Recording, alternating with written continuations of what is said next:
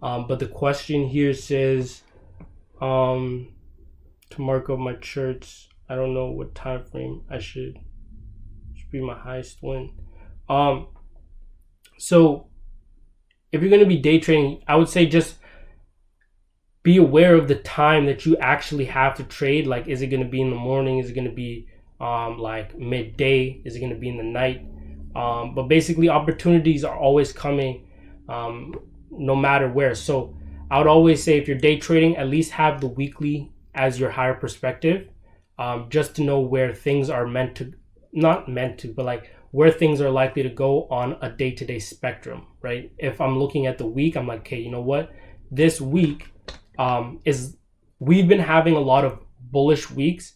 Trends are likely to continue, so we could have another bullish week again, right?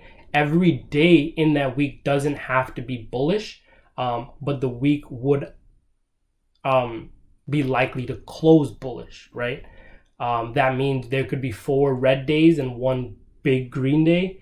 That's part of the reason why I don't really know or care about whether this trade is a win or loss at this exact moment, because my plan says that I should be winning in the long run.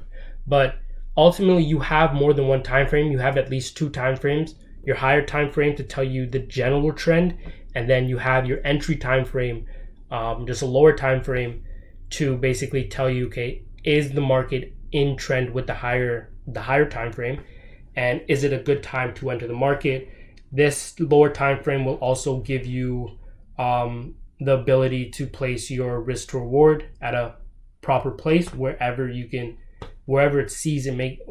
looks like it makes sense, based on your trading plan. So people that are trading with moving averages and stuff like that, or whatever the case, they will all have different reasons or different places to put their stop loss. But I would think it's always a good idea to remember what average people might think and what the non-average people might think. Let me just explain real quick. So like I said here, price is falling.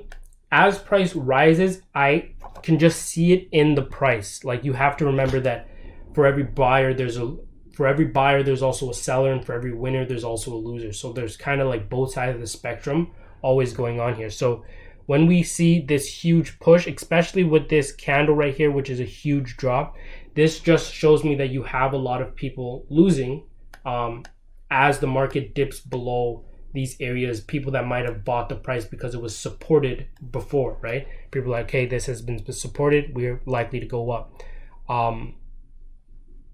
But yeah, price ends up falling through. Same thing going on here, where we have what a lot of people would see as a very easy, clean resistance.